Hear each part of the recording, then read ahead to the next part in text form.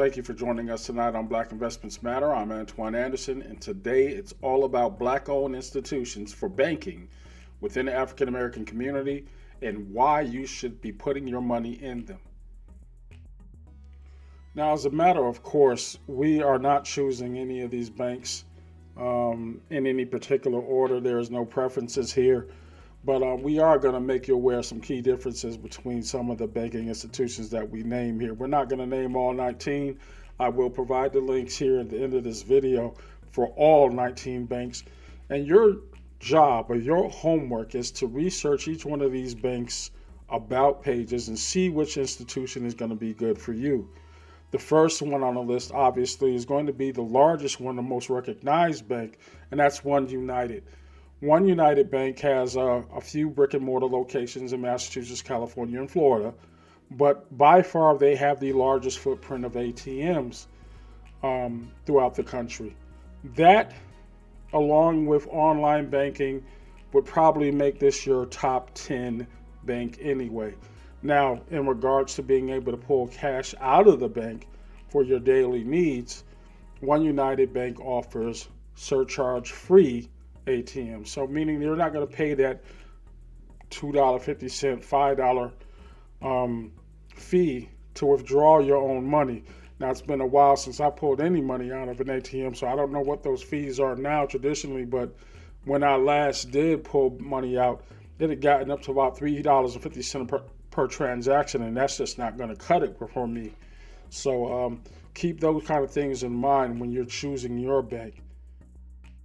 Now, I want to take a moment to reflect back on banking while black. Yes, that's actually a thing. And I point out this just to call attention to the fact that it does not matter what the leadership structure looks like in a bank. If it's all black or all white, if you walk into a bank and it's a black teller calling a black cop to come and arrest your black behind, because you requested $12,000 out of your own account, which is what happened with Ryan Coogler last summer, well, yeah, the problem may still exist. But what we are trying to accomplish here by banking within black institutions is to create that equity and fight that narrative that the only thing that black men are going to do in a bank is rob it. So let's keep that focus going, and as we start to build our presence financially, we can begin to combat that narrative. That next bank is going to be Carver Federal Savings Bank out of New York. Carver has been around for 73 years and has been offering that kind of access to African American communities of low income and creating that pipeline or that stability, that foundational base to build the community. So you can support the things within your community. Why can't you go into the same community that you worship in with your churches, that you buy food in with your fast food restaurants and hopefully grocery stores if you don't live in a food desert? Why shouldn't you be able to do your banking there as well? Carver started out about 73 years ago when access to banking for black people was just not as readily available as it is now. Without these institutions, where would we have been? You could still be denied service to this day in some certain banks. We hope that isn't the case with black-owned banks, but let's be honest, if we walk into a bank right now and you're not presenting that legit aroma, so to speak, you will be profiled. But changing the narrative is what we're after here, and let's keep our eye squarely focused on that. Finally, I want to just talk briefly about the historical context of banking in America for the African American community in relations to Optus Bank and when it was founded. Optus Bank is based out of South Carolina. It was the first black-owned bank in the state. It also was founded in 1921. Now, what was happening in 1921 America?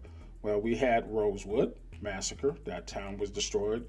We have The Greenwood District, the Tulsa, Oklahoma race riots, that town destroyed. Um, these towns existed, had their own economic basis. Um, in the case with Tulsa, owned banks, hospitals, movie theaters, all kinds of businesses, finances running through those towns, and they are no more. So for this bank to even survive during that time period is a feat in itself. Banking means foundational underpinnings of every community. If you don't have it, you don't have an economic base, you do not advance. This is why it's so important. You have to build that economic base so that you can prevail um, when you're looking at growing your community. Now, with that said, Optus Bank, again, has its history back in 1921 and its founding.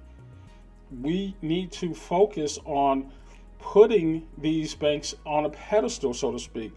So even if you don't decide to join any one of these banks, you can also look at the others that are out there. I'm going to go ahead and provide the list, like I said, of the 19 banks that exist in this country that are either black owned or black led. If you want to add some banks to that list, if you know of any, feel free.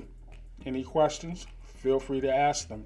We're here to serve. We want to educate as well as promote that generational wealth, which starts with banking.